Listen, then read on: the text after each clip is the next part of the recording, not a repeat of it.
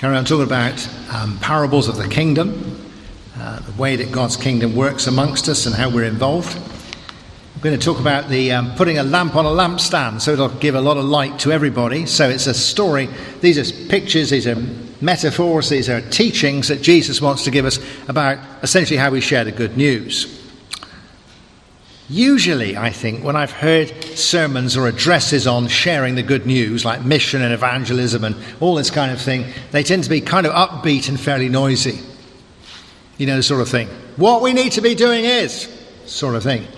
But interestingly, the way that Jesus introduces is not in this high rhetorical frame of mind at all.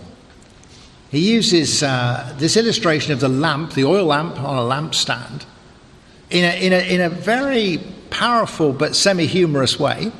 He must have liked the illustration of the lamp on a lampstand because he'd obviously used it more than once in different situations and emphasizes slightly different things. So in Matthew, it's in a different setting to what it is in Mark and Luke. So I thought they're very short, so I thought I'd read you both of them and we could put them together. So from Matthew 5:14, Jesus said, "You are like light for the whole world. A city built on a hill cannot be hidden. No one lights a lamp and puts it under a bowl. Instead, he puts it on the lampstand, where it gives light for everyone in the house. In the same way, your light must shine before people, so that they will see the good things you do and praise your Father in heaven." And then from Mark 4:21, Jesus continued, "Does anyone ever bring in a lamp and put it under a bowl or under the bed? Doesn't he put it on the lampstand? Whatever is hidden away will be brought out into the open, and whatever is covered up will be uncovered. Listen then, if you have ears."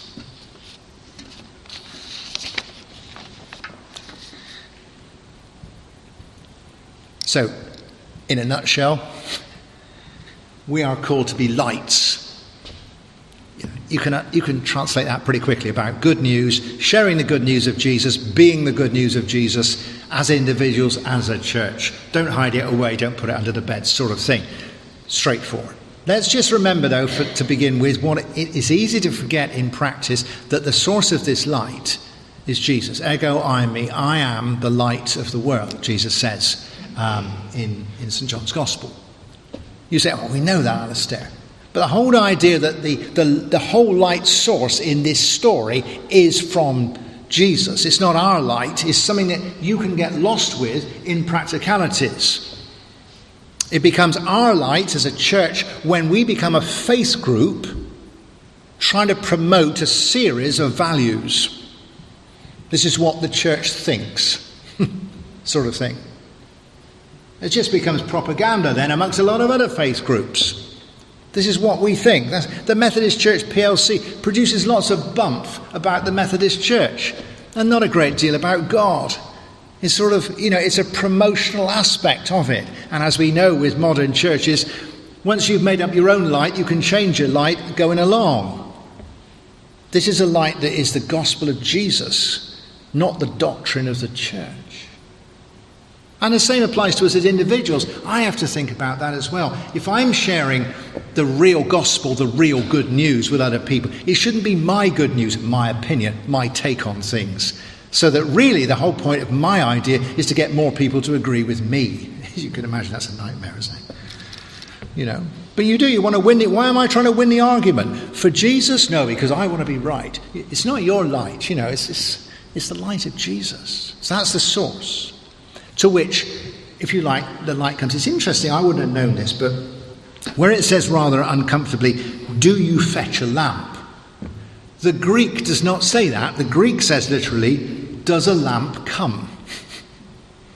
Well, obviously you can see why that was ironed out of the English, because it doesn't work well. Lamps don't come, do they? But the Greeks are more subtle than that. Does a lamp come? So the light comes, you see.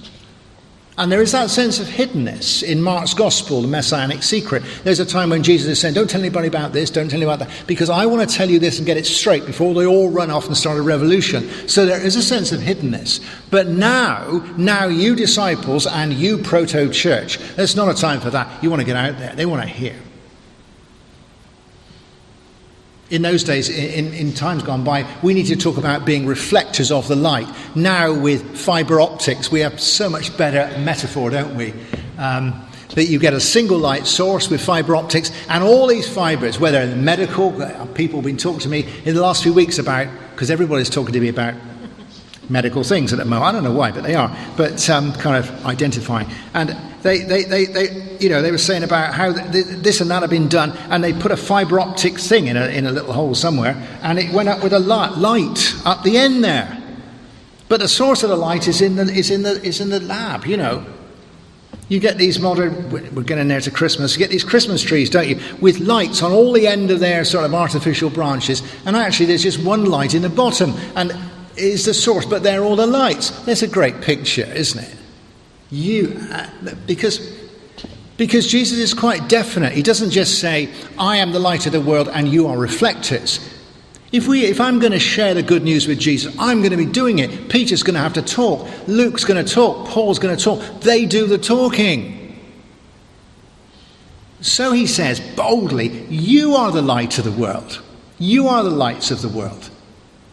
I'm not just a conduit of God's good news which goes through me without touching the edges. I am speaking in Jesus' light, but I am speaking. We are lights. I mean, to use an even better illustration, on a model electric railways now, getting down to practicalities, in model electric railways, as I have, but I don't have this yet, but what you can have, with all the colour light signals, you see, it used to be a real problem, they did, because they're only about this big, you see, but now you can have fibre optics running all under the layout and up the posts into these, you see, and you've only got one source somewhere down underneath, but they are lights. It would be silly to say, oh, I can see that the fibre optic light source has changed. No, the signal's changed. There's something tangible about it. We are called to be lights. But our light is essentially the light of Jesus, because the good news is Jesus, isn't it?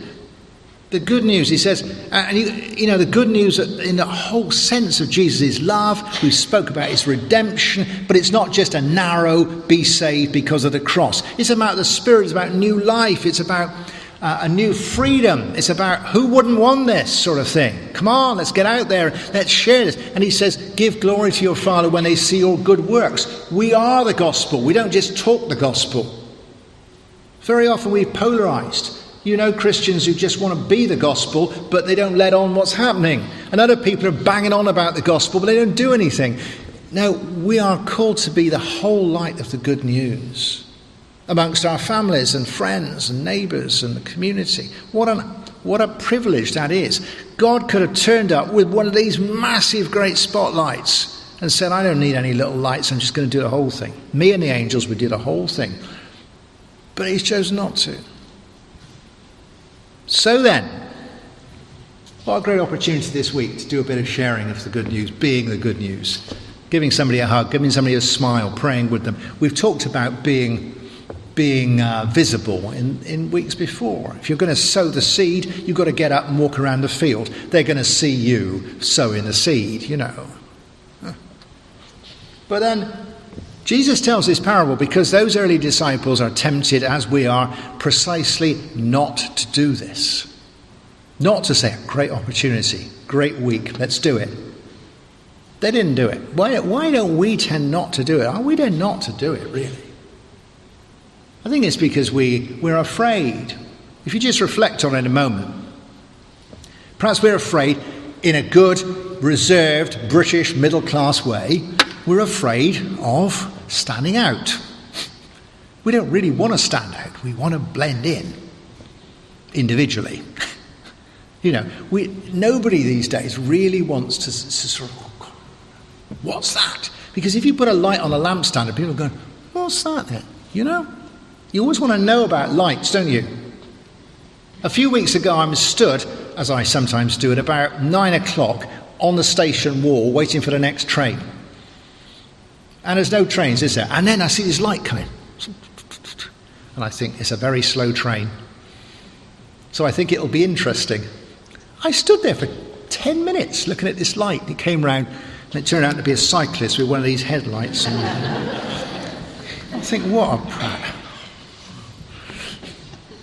Why is that? Because I like cyclists? No, because I'm interested in lights. Well, you see, people say, what's that with you? You don't want people to say, what's that with you? People, you don't want to be visible, do you, in the group?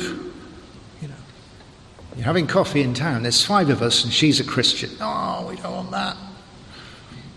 You know, feel embarrassed. Want to stand out. Don't want to be pigeonholed. Don't want to be known with Jesus, you know. It's a sad business, but that's the case, isn't it? Perhaps I'm afraid really of, it's interesting, we don't get a lot of persecution, but perhaps I think our social grouping is very sensitive. The people we like, the people who like us, the people who have a view of us. And if you disturb that, you know, you're not happy with that. I've got Christian friends and I've got Christian colleagues in the ministry I've had over the years, and I talk to from time to time. And I know that there's places in their doctrine where they're wrong. But I shy off that because I don't want to spoil our friendship. As far as I know, they're shying off talking about various things to me where they think I'm wrong as well. That's why I've gone on being wrong. But, you know, it's a very sensitive thing. Now, perhaps we're afraid that if we let on, people won't like us as much as they did. But going back to this picture of this lamp, perhaps we don't want to shine out and looking at the oil lamp because we're afraid that if we do, the lamp will get blown out. Now, I haven't had a lot to do with oil lamps. I've only dealt with pressure paraffin lamps. But I've had an awful lot to do with paraffin and petrol stoves. And when you're at a stage early on, when it's all sort of, before it's really got going, the last thing you want is a draft. It's a very sensitive thing. In fact, you get big things sort of to get round it to avoid the draft. You get that with candles, don't you? When they gutter, you go, oh, get out of the draft, you know, because it'll blow it out. And you think, well, I don't want to put it on the lampstand because it's windy. And perhaps we're thinking then, I wonder if I put what I believe into practice, whether it would stand the strain. I'm more happy with my theoretical belief. What about if I do talk to people about Jesus when they want to? What about if I lose the argument? I'm okay with myself. I've settled it with myself. But what about if somebody's brighter than I am and I come away with some opinions shattered, you know? Somebody gets you on a difficult thing, whether it's evolution or sexuality or generosity or some inconsistency of the church, and oh my goodness, it's all going to go badly wrong. Blow them. What about me? I'm going to come away thinking I have been badly scarred by this. I'd rather keep my faith in the box, undamaged, you know? I never took it out. It's in pristine condition, sort of thing, you know? Perhaps I'm worried that if I launch out a bit and I pray a prayer in the light of the gospel, that it might not work. I've been on and off about tithing all my life, really. It's not bad at the moment, but there's been times when I've worried about tithing. I like preaching about tithing. Nothing like as interested in doing tithing myself, but I like preaching about it and I like the idea of it. But I know at various times I've worried, if I start tithing and then I'm 10% short and more hard up than I was before, it's not that you're going to be hard up because you could always stop tithing and make it up again. But would my faith not be damaged because the Lord said he'd bless me when I tithed and I haven't been blessed? I'd rather keep tithing in the box, you see. So perhaps I'm worried about bringing the light out. It might get blown out. Perhaps you feel, well, I would like to, perhaps I want to do something. He said, let your light so shine before men, that they should see your good works. Well, perhaps I do some good works, and it is costly and it is difficult, and the result is zilch. I'm worse off. They don't take any notice. I'm disillusioned. It could get blown out. Perhaps I'm afraid of that. Or perhaps, as it says in here, I'm afraid. What was I going to say? Seriously, I was going to say. What am I afraid of? I'm afraid of saying. I'm afraid of forgetting what I was going to say. Yeah, it was that guttering business that confused me, actually. This business about perhaps I'm afraid, as I would be with a candle or a stove, that if I put it up in the light, it's going to burn out. You're going to run out of fuel. If you get some candles here, as we soon will, for Christmas is coming very soon, the candle that's in the light, it's in the draft. Not only does it gutter and flame all over the place, but at the end of the service, it's right down the bottom, where the one up there, which isn't in the draft, is right at the top. It's burned so much more candle wax. I know that when I'm working on a stove, if it's blowing hard and I'm using too much paraffin, you think, if I get out here, if I start to share the good news of Jesus and be the good news of Jesus and be the love of Jesus in people's lives, what are they going to want from me? They might want to talk. They might want a relationship. It may take time. It may take money. I might not have all the answers. I might have this, that, and the other. I don't want to get drawn in. Somebody at the church might notice that I'm good at something and they'll want me to be on a committee. I mean, the mission committee sort of thing, Keep your head down. You don't know where it'll lead, do you? You don't know where it'll lead. If I go to this home group, they might want me to say something about my faith. And that's going to be tiring and exhausting. And could be. And people do get burned out. That's why we have church missions sometimes. Let's have a week's mission. We're all exhausted and then we got another 51 weeks to recover, sort of thing. And you've got to be sustainable. But the idea that it's all too much. So it's better if I've got an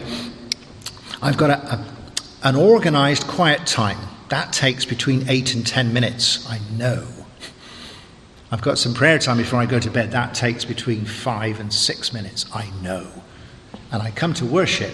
It takes about an hour, I know.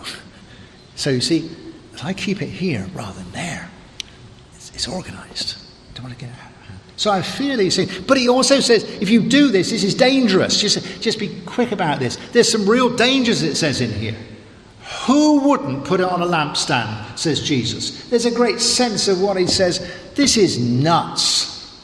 Not to be living the faith, not to be sharing the faith. We're not talking about evangelists and missionaries walking through Africa with Bibles and Union Jacks. We're talking about sharing the good. Who wouldn't? Jesus, it's a wonderful way he uses it. Who would put it?